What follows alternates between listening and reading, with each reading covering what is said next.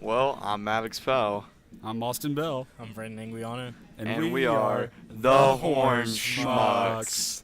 Well, y'all, it's a pretty special day here at the HornSchmucks. Not only is this our, our first episode on the go, we have a special guest today. Let's give it up for Mr. Bound.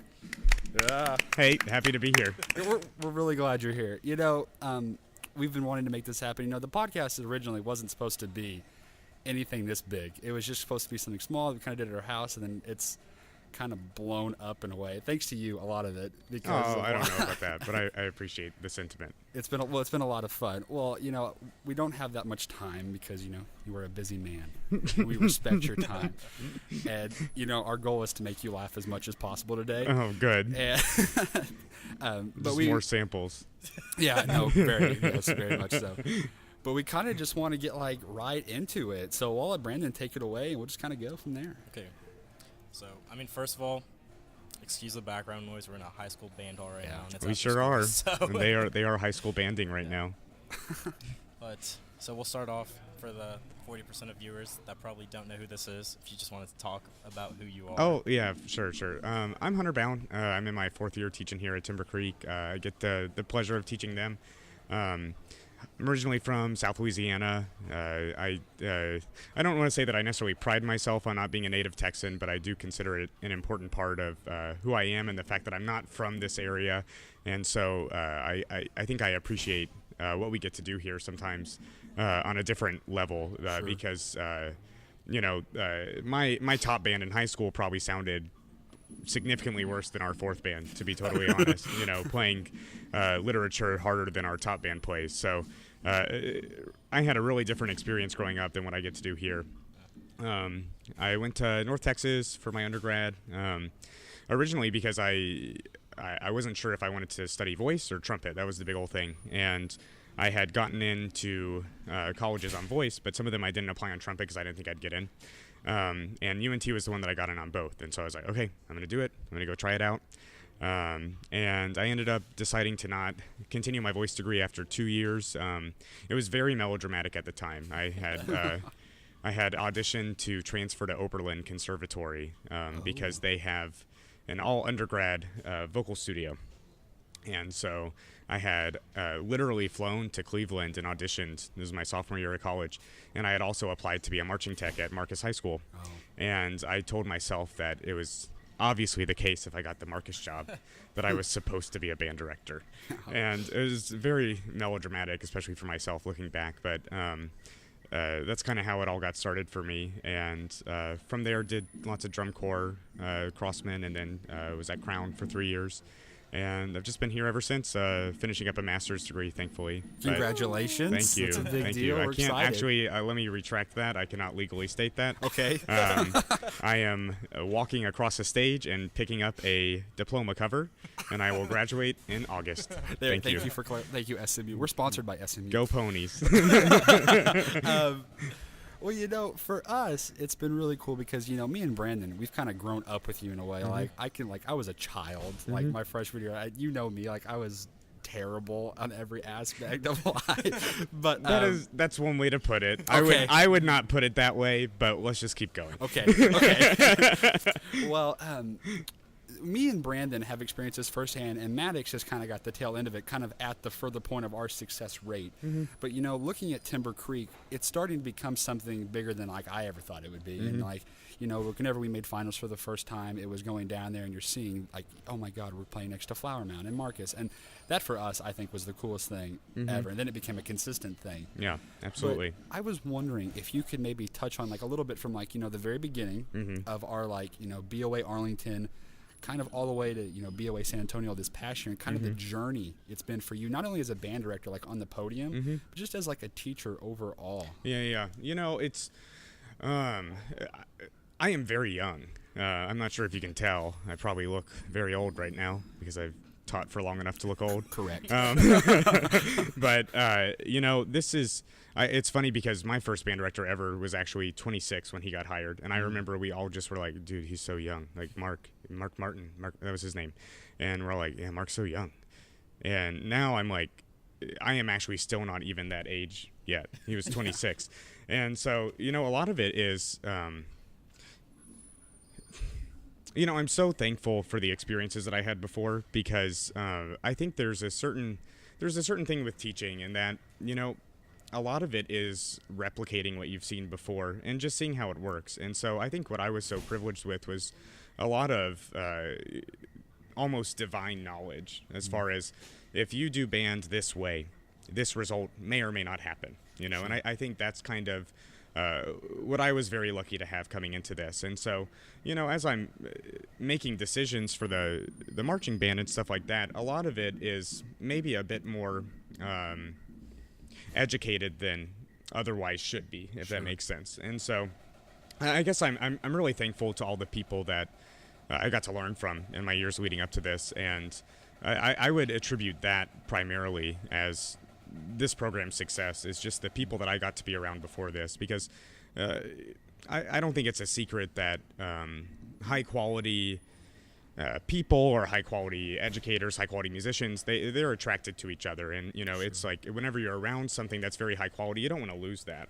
And I think that's what a lot of it is. I don't feel like I've lost the magical experience that I got to have. Whether it was from being at Crossman or Crown or even getting to Tech at Marcus and experiencing the magic they create there, I don't feel like I've lost that yet. Like, it's still going on, and that's what is the really exciting part, is that a lot of this is finding ways to kind of capture magic. And when I say that, I just mean, it's so cool that we have so many people working together in an ensemble like this, and that's what initially attracted me to this whole band thing so much. Is just the idea of, wow, I am one piece of this puzzle, and I am irreplaceable yet very replaceable. Yeah. That whole idea is it's so, it doesn't make sense. Like, how am I so important that I can't not be here, but I'm also so not important that this would still exist without me? That really confused me in my very, very logical teenage mind. And it's almost like it was like unlocking that mystery for me. And that's where I really find the most joy in all this, is from getting to see those experiences where I don't know. Obviously, we've gotten a lot better. But I think most of it just starts with how people treat each other here in this program now, and what is expected. What are the norms now? Yeah. What's changed the most is just what's normal to us. Mm-hmm. Our normal is now, oh, we didn't start a note together. That's really bad. Like, people would not consider themselves to be a musician that doesn't start a note together. I think it's just, man, it's so hard to pinpoint a specific thing whenever there's over 300 people working at it. Because another thing that I think is so important, whenever I was in high school, whenever I was in drum corps, whenever I was a marching tech, whenever I'm a band director, it doesn't feel that different. Those are all really different levels of engagement as far as, like, who's quote-unquote important. But it doesn't necessarily feel that different to me. And so what I love about this job is trying to get to harness that energy that I know that I had as a kid, where I knew everything and I knew what was right for the band program. I'm like, well, you know what? We do have 300 kids that probably know what's right for the band program. And what if we just utilize that to our advantage? I think that has a lot to do with it. But I mean, it's been the experience of a lifetime. I'm so thankful. It's proven a lot to me, and this is my first 4 years teaching. I don't know anything different other than a band program getting better at this point. It's like, I'm like, oh yeah, you're supposed to just keep getting better. And I'm like, what happens when we can't? And like, well, you always can. We know that. Yeah. But I don't necessarily know anything different, if that makes sense. Mm-hmm. Like, I have never been a band director where I didn't expect the band to be substantially better the next year, and I hope that it always continues to be that way. I would imagine that the best folks in the business probably feel that way about their programs as well. Now, you talk about always constantly getting better. Was that like the same mentality like at Crown? Oh, yeah. Yeah. What was the difference between that and Crossman? Like, was the mentality the same, or was it? Man, something that I hold that summer of Crossman 2012 so close to my heart. It was such a unique group of people. We were a 17th place drum corps, period, end of sentence. We were a 17th place drum corps that managed to make it into finals. That's kind of my favorite part about it, but it was, the mentality of that group was very different at the beginning of the summer than it was at the end of the summer, and a lot of it was similar to what you would experience in a high school band with some turnover, where it's like the vets want this, and I remember people would say stuff like, well, blah, blah, blah, because we're the Crossmen. I'm like, can we, like, what if it was like, blah, blah, blah, because we're good? Sure. Blah, blah, blah, because we did that thing. You know, it was like people a little bit encapsulated in this mob mentality of it. But, you know, a lot of it is instruction, too. I mean, there's no secret that those folks at Crown are just some of the best in the business. And I learned so much from just being around them and understanding their standards. That's really all that they do differently, is their standards are just higher than some people's. And now I think the environment has changed so much. I said that, I'm going to, like, die now because plenty of brass lines sound great. But it was really just about the standard. And, like, obviously Crossman is way better now than it was when I was there, like significantly better. Regardless of placements, the level at which they perform is substantially different, you know. But I don't know. I don't think I answered the question. I honestly forgot what the question was. No, this is turning into something that, like, I'm so happy that what this is, because we planned this out, you know, and like we had all these questions and like this is kind of what we thought you would say, but you've gone and like way more than what we could ever imagine. So this is really good. cool. You did answer the question to an extent. It was, I forgot what it was. I'm It's losing okay. track. Just here. like how they were different, or Like was the mentality the same? And did like the leadership? Did it like follow through with everybody, or did it like kind of start at one person and trickle down? That looked like it just triggered something. Yeah, you're like, oh no. I'm really not Just a little triggered. It's just, you know, I mean, every group is so different. Like, Sure. I think that's what people don't understand. And like, shout out for all those people marching drum corps that aren't in the top 12, because, I mean, I've never actually marched a group that wasn't that, but at the same time I feel like I did. I mean, Crossman, even whenever we made finals, we were still a 13th place drum corps until semifinals, whenever people decided we weren't. You know, I did not live that summer being like, I'm marching a finalist drum corps. I didn't feel like that at all. I was like, I'm marching the Crossmen, and we are trying very hard, you know. So I think that's kind of a under appreciated aspect of the drum corps community, you know, because those, and something else to consider, a lot of those people that I marched with at Crossman, there were people that also went from Crossman to Crown that next year. Oh, okay. I mean, those people are just as of high quality as everyone else in the activity. You know, there's just it's just, I feel like it's similar to a high school marching band where there's so many things that are variables that to sit down and pinpoint what it actually is, you know, it's like, you can't even necessarily delve much deeper into what is already obvious. It's like, well, okay, did people play better at that group? Yes. Okay, that makes a big difference. Did people march better at that group?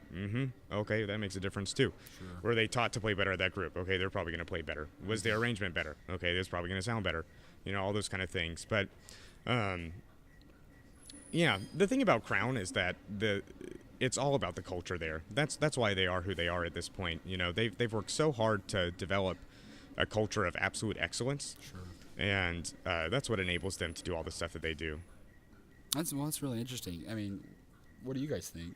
I don't know. I like the thing you said about culture, because when I think about culture, I think about all the 8th graders that are coming up, like Colin and Aiden, and they're hungry to get better, and because they already like you, because I've said good things. Well, that's very nice. Thank you. I have not. That's okay. And I just that's why they like me. I mean, I just think it's so interesting because, like, I remember coming in, I hated it, and I really did.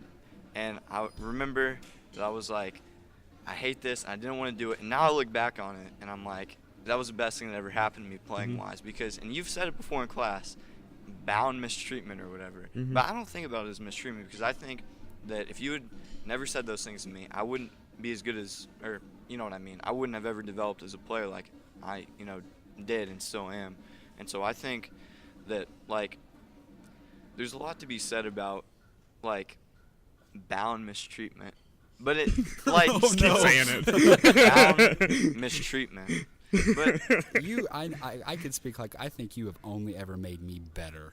Oh, Like, I appreciate well, that. there were times like I'm like I want to kill myself. This is terrible. Marching band's awful. I don't like this. But you know, looking back at it, especially you know being a senior and leaving, there is not a single thing I would change or like you know Austin Belt. What are you doing? Straight legs. Yeah, okay, I got it, man.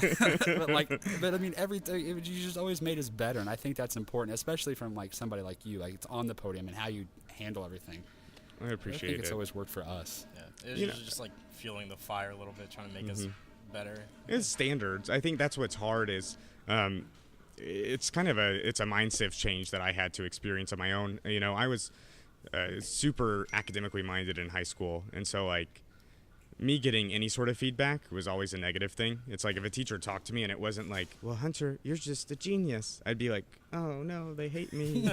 You know, and so really the experience of going through band and drum corps and realizing, hey, feedback is actually a really positive thing. Yeah. You know, as soon as someone put it to me that way, where it's like, it's Fran Kick. He's one of my favorite leadership people ever. I love Fran so much. He is just such a great human. Shout out to Jeremiah, who also loves Fran. I've never heard somebody talk faster in my entire life. He talks very than fast. that. I actually think I can blame him for how fast I listen to podcasts. Because I was listening to a podcast this morning at like 2 times speed, and on the podcast they talked about how this person's wife now listens at 3.5 times speed. Oh. And I got really upset. I'm like, I cannot believe that there's someone out there who can listen that fast. I'm like, that's so fast. But I think Fran Kick did not help me with that. He does talk very fast. That's his shtick. But I forgot what I was saying before that. What were we talking about? It was Maddox, being constructive okay. criticism is helpful. Feedback. And he presented it in a way, it's like, all feedback is positive, because if you get good feedback, that's like, okay, I got something to get better at. If you get feedback that you think is negative, or you're like, oh wow, that's not very good feedback, well then you just learn something about that person, that they don't give very good feedback. So in every which situation, getting feedback is always a positive. Sure. Even for the kid that is the brightest and the most high achieving, I think that's something that it's hard to experience. And I can see it whenever it's like a kid hears their name called for the first time and they're like, what? I didn't kill anyone. Why are you saying my name? They only said my name when I killed people. I'm obviously exaggerating. I'm exaggerating. This is life at the Timber Creek Band. But it's getting that kind of like the feet in the water kind of thing where it's like, no, really everyone can get feedback. Like if you guys really want to, like give me some feedback right now. I think just that overall mindset of like, this is a community and we're all working towards this singular goal together, and we have to make it there one way or the other. Yeah. I think the understanding of a goal first and foremost is one of the most important things. Yeah. Sure. But yeah. Okay, well, next topic, Brandon. So, a lot of people, we've mentioned this to people here. Some people know. A lot of them wanted to know, well, I guess one of your favorite memories from being on the podium at Drum Corps was. Maybe a funny memory if you have one. I have a good one. Okay. Geez, man, they all flood right immediately. Oh, God. There's one. Shout out to Mr. Barnett, one of our past field techs. He had his eye was hurting. He had gone to a doctor's appointment for his eye, and he sat on my podium the whole rehearsal. And I was remember being like, Connor, why are you here? And he's like, I went to the doctor for my eye. I don't know. That's really not that good of a story. It's really, it's actually not a good story. But it was funny when it was happening. In the moment. Yeah. That's not what you wanted. I'm like, when the music hit me, I'm like, no, this dude, his eye hurt. I thought it was really funny. Down mistreatment. Gosh, it's hard to. The whole experience of doing that whole thing, it's hard to even describe in words, because on one hand, I feel like all the skills that I got from doing that job, it's like I still have it and I could still do it, and it's like it's fun in the same way that marching band is fun, and like all the procedural stuff. I really think my favorite memories from my time at Crown really just came from the people, quite honestly. Those are some really smart folks. And that's what I was most excited about, just being around these people that want to be the best in the world. You can't find those kind of people everywhere. You can't. And the experience of getting to be around them and experiencing a summer of trials and tribulations, with all of these really just remarkable humans, I think is kind of, that sounds very generic, but that's kind of the best way that I can put it, in that when I think about being on the podium, I think about like the end of rehearsal whenever we're just getting to chat or something, or I don't know. Ponder. You stumped me. I haven't really thought about that. Okay, well, I'm gonna say something while you're thinking. So, of experiences. Jeez. Well, I was just thinking about it, and I was like, talking about like marching band, I remember like when I was doing it, I was like, I hate this, and every hour I was like, I hate this. But now I only have good memories, which is so weird of something that I dislike so much, and now I'm so excited to do, because it was like I don't remember like hour 2, day 67, me being in like pain. I just remember like good memories, you know what I mean? Yeah. So I think, and like even in a concert band, like playing Children's March, and my foot would literally be locked in with the metronome, and you take it away and it's still there. That's such a good feeling, like being in the zone. You like feel like a wizard. You're like, I know exactly what I'm Well, doing. let me talk about that a little bit, because Yeah. I actually have some strong feelings about this that are backed and researched. Right? I don't know the name of the guy, but what's his name? He wrote a book called Flow, and it's just basically, if you guys have heard of flow states, it's this idea of where you are participating in something and you no longer have you don't have an ego associated with it anymore.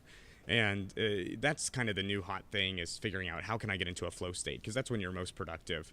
And the thing that they keep coming back to with that, I could be totally wrong, but I'm just going to keep talking and sound convincing, Fact check it. is that these experiences have to have some sort of part of them where there are people other than yourselves, and there's something more important happening than just your own personal feelings and accomplishments, you know. Sure. And I think that's, whenever we talk about marching band, like, oh, I don't remember the bad stuff. I think it's because we're so often in a flow state with this activity, where it's like I cannot consciously, I don't even know how much I'm actually thinking while marching band is going on. It's like I know I am, but sometimes it's just like. Sure. But it's because it's such a communal activity. I mean, there's just so much energy around everyone, and it's that the feeling of working towards something that seems unachievable. I think that's what is the coolest part. Sure. It's so exciting when it goes right, when it goes wrong, when it goes ugly. You know, it's exciting to be doing something that couldn't be happening unless you were doing it. I think that's kind of the coolest part that you're hitting on. It's you're right though. I mean, I have so few memories of doing tons of marching band, of like whenever it was really, really bad. And that's actually not true. I remember, shout out to Carolina Crown 2013 Allentown week. That was rough. It just rained a lot.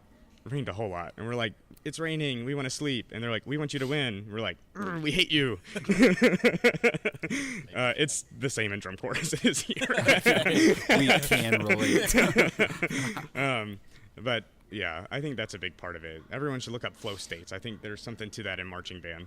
Okay, that's kind of cool. Yeah, I think I just remember like, I know like always before a performance I would like, you always get nervous, you know what I mean? But I think you're right about the ego thing, because at some point, like in your own practicing, I mean obviously practicing is a selfish endeavor, you know what I mean? Like I'm never picking up my trombone, I'm never like, I want to be the second best today. You know what I mean? It's always like, I want to be the best as I can be.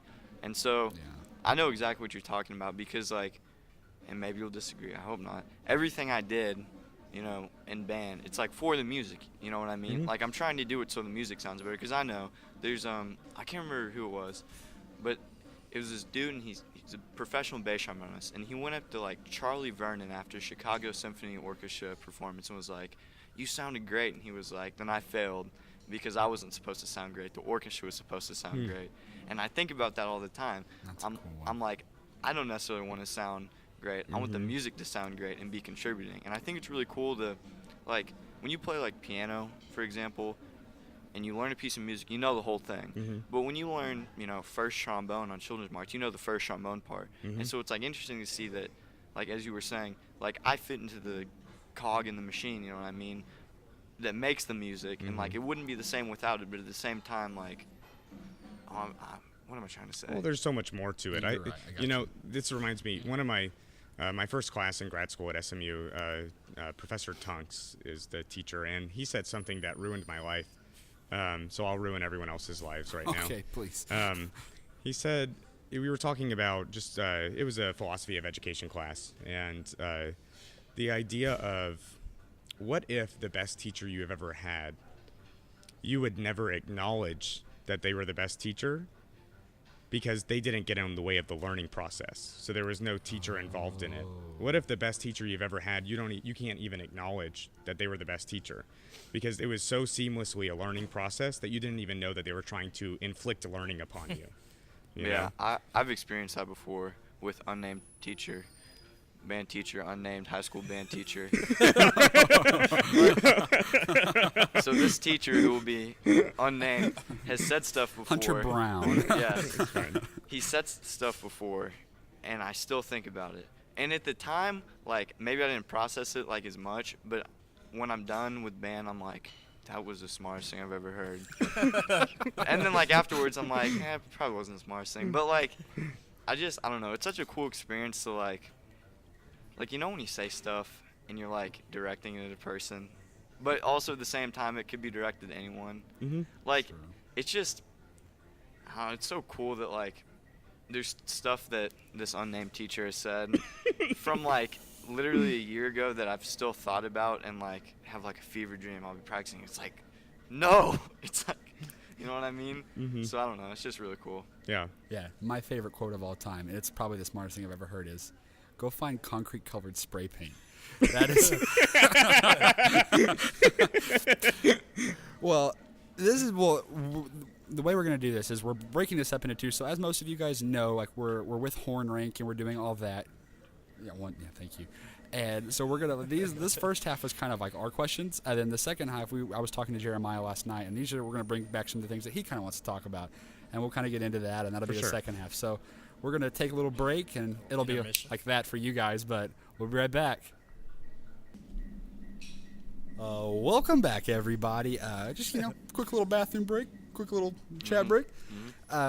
So, like what we were talking about right before we left was, as you know, thanks to you, we're now partnering with Hornrank, which still sounds so weird to say. I love it. I know. I love it.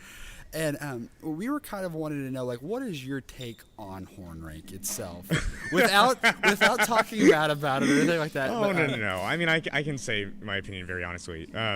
I think what Jeremiah does is really great. I think it's important that well, number one, I think what he provides is like good Excel spreadsheets for recaps. I really like that.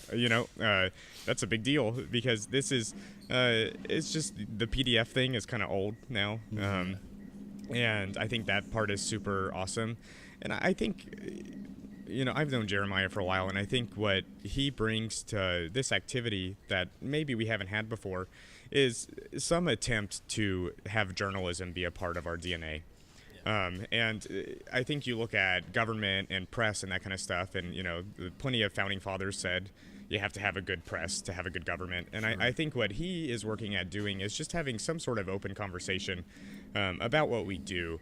And I think where people can get a bit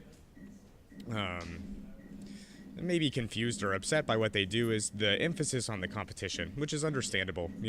I think it's just reality that if you're only focused on competitive results, you're not going to get those results. There has to be some sort of intrinsic motivation behind it, rather than just, oh, I get a trophy. And, there has to be something beyond. If competition is the only quality control in your program, it's not going to work, because at the end of the day, that competition is one small part of what we're doing in marching band. How often when we're doing marching band, are judges actually around? So little, very little of what's actually going on. And so I think they can, if there is criticism of what they do, it's putting even more emphasis on the competitive side of what we do. Whereas, you can view it from a more educational approach, whereas the competition is a result of all the education versus having the competition be a main centerpiece. But I think what they do is great. I think it's awesome that we have something in our lexicon that has just people commenting on what we do. Sure. I think that's good. Well, So. yeah, that's what we thought.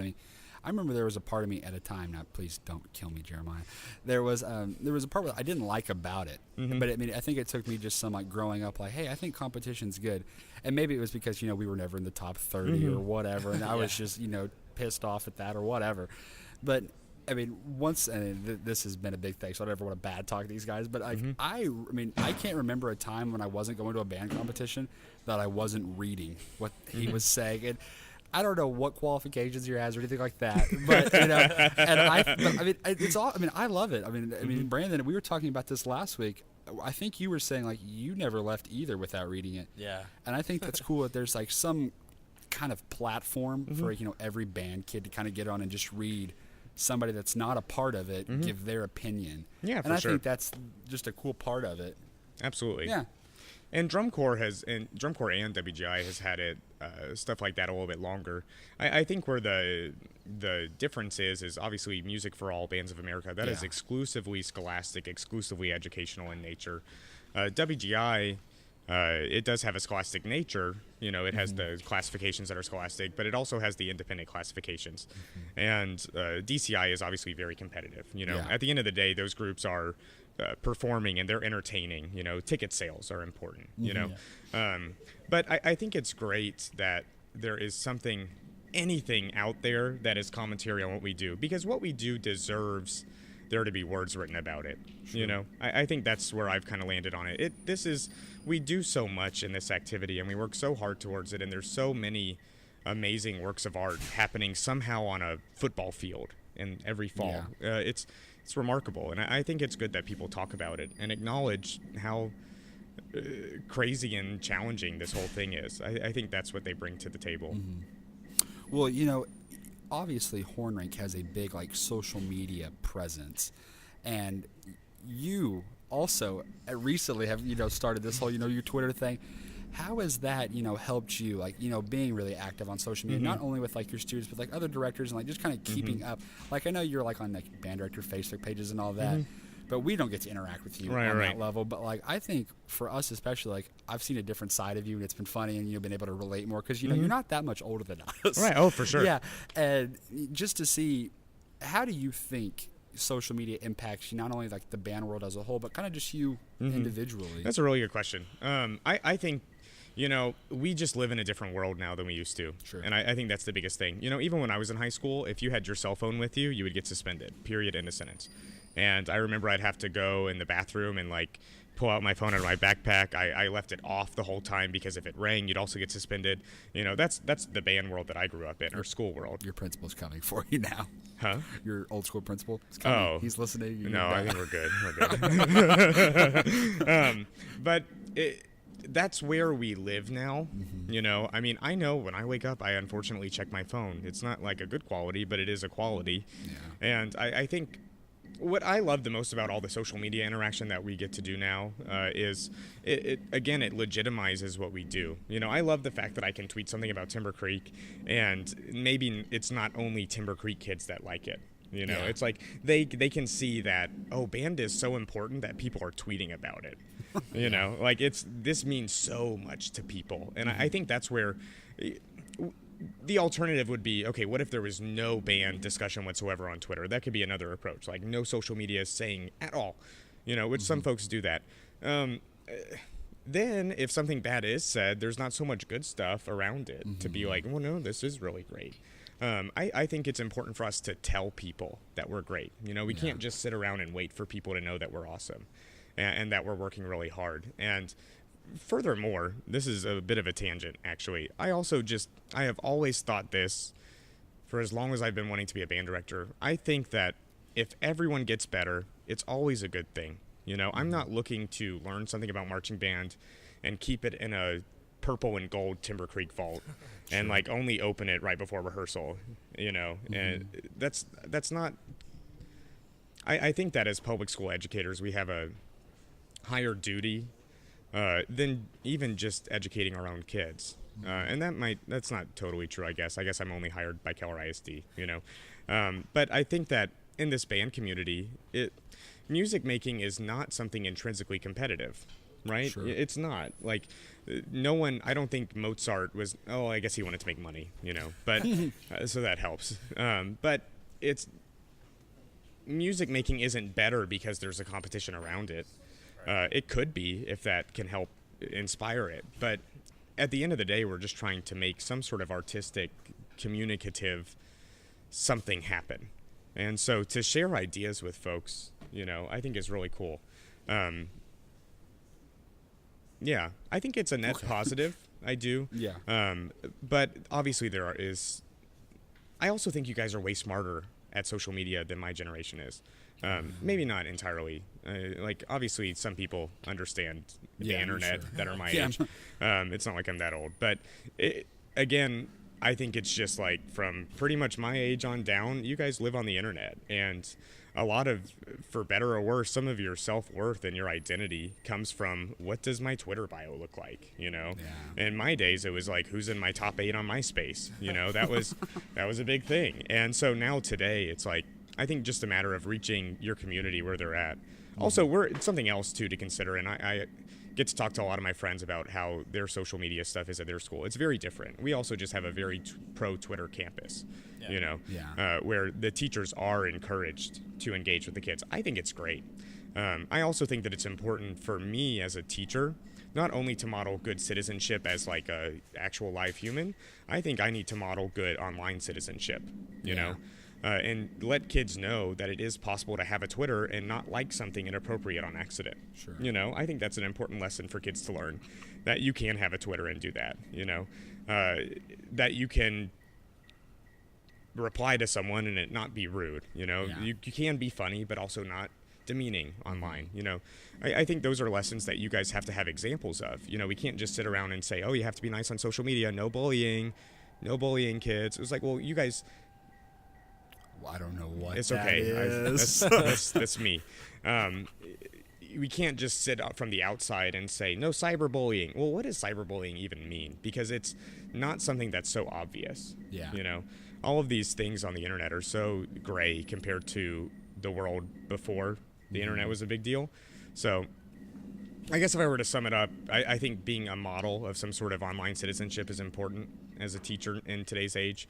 And I also just think that it's always a good thing when we get to engage our community. Sure. So, Yeah. And I also think it kind of humanizes like a band program or like a drum corps, like seeing like the Cadets or the Cavaliers or the Blue Devils or Crossmen. Or Couchman. They're pretty funny online, Yeah, too. absolutely. like it like humanizes Oh, the whole Zach. thing and it makes it a whole like lot more like approachable to someone who maybe you're like kind of scared. If you like wanted to try out, maybe you'd be a little more scared, but now you're not because you see that like these are real people. You know what I mean? Yeah, and they seemed way less like real people, even whenever I was trying to audition. One of the only reasons I ended up in North Texas is because I am going to fully admit to being a terrible bando in younger years. For those of you that don't know, that is a moderately derogatory term used in the drum corps community to describe someone that really likes band. I literally messaged John Gow. He was the Phantom Regiment drum major in 2011 on Facebook when I was just about to graduate high school, and I wanted to tour UNT. Or sorry, he was drum major in 2010. My bad. I knew that he went to UNT because I knew everything about everyone that marched drum corps because that was my personality trait, I guess. And I just messaged him and asked him if I could. I was going to UNT. I was going tour. I look up to you because you're a drum major of a drum corps. I was wondering if we could just meet up and I could ask some questions about UNT, and we did. I met up with him. I met up with Bo Henderson. I think you know him. Yeah. He teaches at Fossil Hill right now. Yeah, I do know Bo, yeah. And they were probably about 4 years older than me, but they just were like, oh, random high school kid that likes drum corps. He wants to meet us. Okay. And I mean, there's something to be said about that experience for me that was transformative in a way. You know, the me that was before that is very different than the me that was after that. That encounter taught me that doing the drum corps thing was possible. You know, that was kind of one of the first times that I met someone. I'm like, wow, you did this. You did the thing, you know? So I also think that there's a lot to that. And, you know, I think where we have a parallel is, what if we had a high school band program that had the same kind of ability to make people feel that way that drum corps do? You know, what if middle schoolers were like, oh, well, this is kind of cool. Like, there's something to this. It seems like lots of people are really interested in it. So I think that's part of it, too. I like the fact that the middle schoolers are, like, going to enter this world, and they're like, what the heck? There's so much stuff going on. I didn't even know about it. You know, I think that's what I like about it. Yeah. Yeah, no, I think you're exactly. Do you have anything to add to that, Brandon? I just had a question I've been thinking about for a second. Not really a question, kind of a statement. But, so, across the 4 years of this band that I've been in it, we've become, like, so much more technology-based.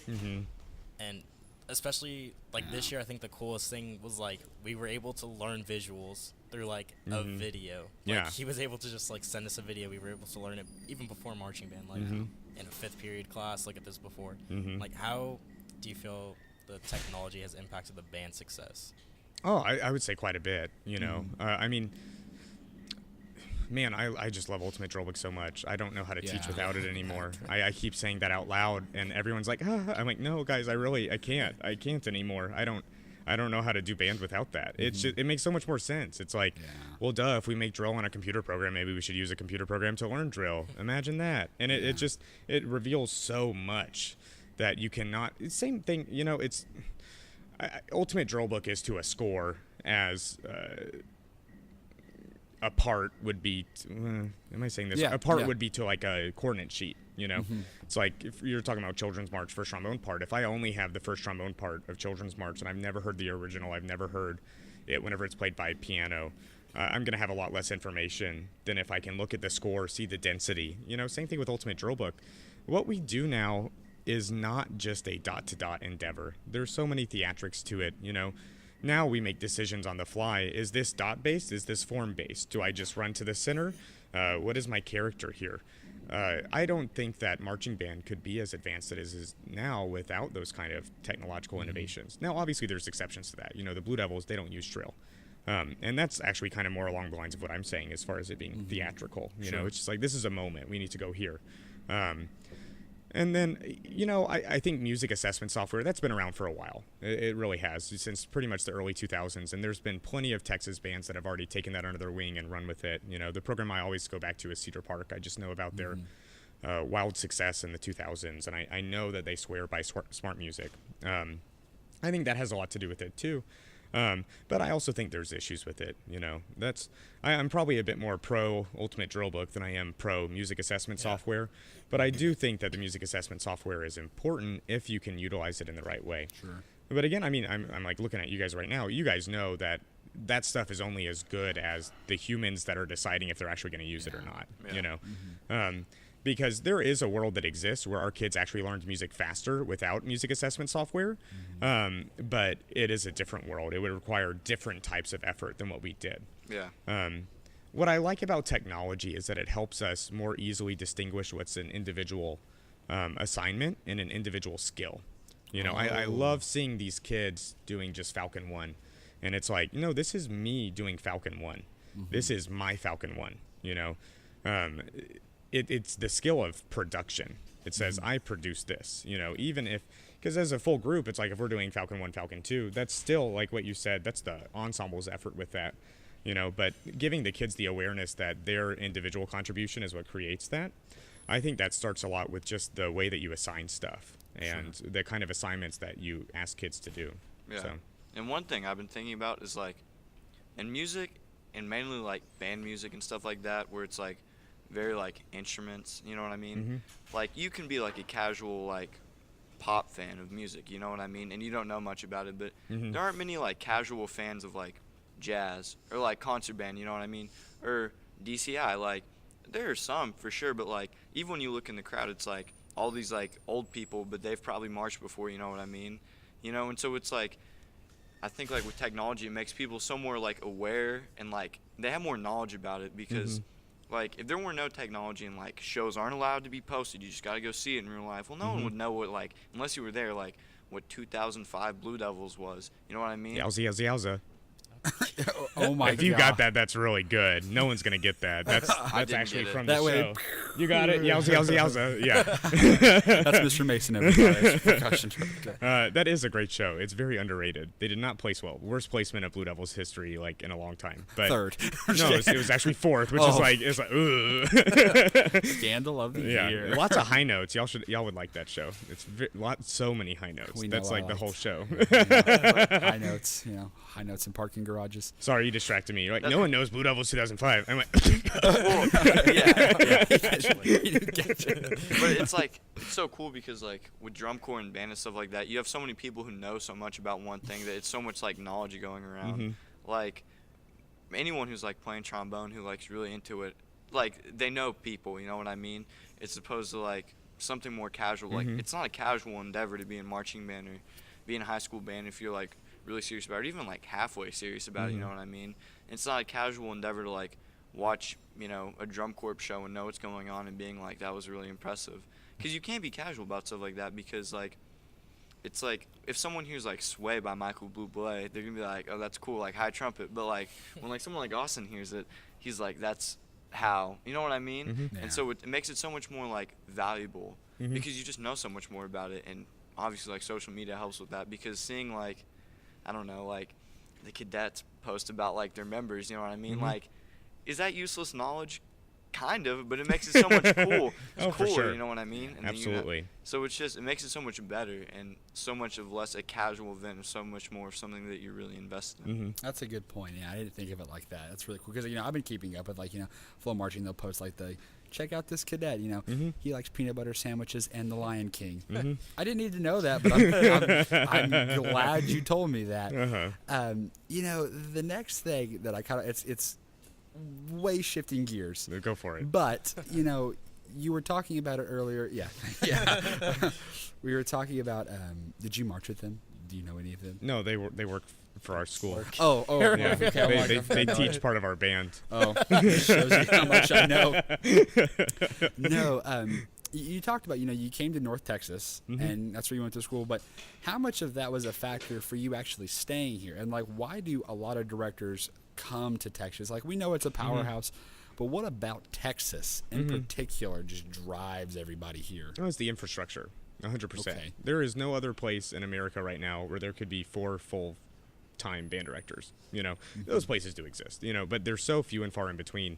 The level of support that we get here is unparalleled. I'd put it this way. TMEA has been around for 100 years now. Wow. I mean, that is older than Midwest. Whenever I thought about it that way, I was like, oh, wow, Texas, geez, guys. I mean, it's been going on for a while, and it's run very well. It just is. And I think something else to consider is Texas has made itself a bit it's made itself unparalleled in excellence, the production of excellence, because of our very high standards with that. If we wouldn't have gotten a 1 in South Louisiana, that would have been the end of the world. That would have been insane. Any of those bands, like, that was just something that was very expected. It was like, oh, you showed up and you made it through. Good job, friends. Yeah. Bye. But that's not how it is here. I mean, there are very real standards, and there's so many amazing teachers here. I mean, I was not aware of what I was getting myself into when I went to UNT. I don't think anyone could have been aware. The idea of all these great marching band programs, you were talking about social media and how important it is. I totally agree. Without YouTube, I don't think I'd be teaching here today. There's no way, because whenever I was in high school, I would watch Ronald Reagan high school. I'd watch Plymouth Canton. I'd watch Lassiter, even Tarpon Springs whenever they were first starting to become themselves. I mean, I was having that experience of being a fan of these other high school band programs, and that let me know that there was other stuff out there,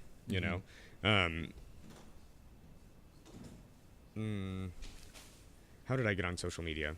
Where were we before that? We were talking Oh, about, yeah. yes, North Texas. Okay. And so it's excellence also breeds excellence. If whenever things have been great, they're going to tend to stay great. So, an object in motion will stay in motion unless blah, blah, blah, blah, blah, blah. etc. Music degree.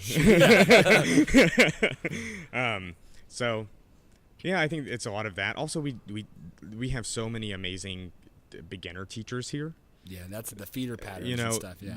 The idea of, I started band in 5th grade, and everyone's like, wow, a year early. I'm like, it does not matter. Did not help. It was mass band. We were just, my first day, it was learn how to set up the instrument and start on essential elements, hold that note for 4 counts. We're so much more careful here. We're so much more aware of how kids learn. It's not so much a one size fits all, I mean, those clarinets will stay on mouthpiece. They'll stay on mouthpiece and barrel until they make a good sound, which is how you have to do it. It's that quality control and that insistence on excellence at a young age that lets us do the stuff that we do here at this level. Yeah, I have so many great things to say about Texas. It really is, and if nothing else, I love that I get to work here, and I have so many friends, honestly. Like, it's that I have so many friends. But I really mean, like, there's such a large community here that it's not weird that I have like a robust social life with lots of friends that do the same thing as me. Whereas that was never, like, when I was in high school, my band directors didn't talk to anyone. Like, they talked to us, and they went home. And then they came back, and they went home, and then came back. They didn't have so many people around them that it's like, oh, I wonder how the other band director is feeling. That wasn't necessarily a question that you could ask in the same way. It felt a bit more alienated. So, yeah, Texas. Yeah, go Texas. Well, before we wrap this up, I would like to just take a second. Thank you for doing this. Oh, absolutely. I'm really happy to. Well, thank you for all you do for us too. Like, this past 4 years for me, and I think I can speak for Brandon too, has been really one of the best experiences we could have ever had. And I think we owe a lot of that to you. And you have by far been one of the biggest influencers on my education in band, and just, I'll go back and I think I will talk about my kids and everybody. Well, Mr. Bound, drove me crazy sometimes, but God, he was the best. Thank you. That really means a lot, Austin. Thank you. Well, thank you for everything you've done. But before we're done, we have to make you an official schmuck here. Okay. So I'll go, like, I'm Austin Bell, and Irish Pal, and you go, and I'm Hunter Bound, or Mr. Bound, whatever you want to say. Go for it. And then we are. Okay, I got it. So, I think I can do it on the first try. Here we go. We'll see. Well, thanks for tuning in, everybody. My name is Austin Bell. I'm Maddox Pell. I'm Brendan Anguiano. I'm Hunter Bound. And we are The HornSchmucks.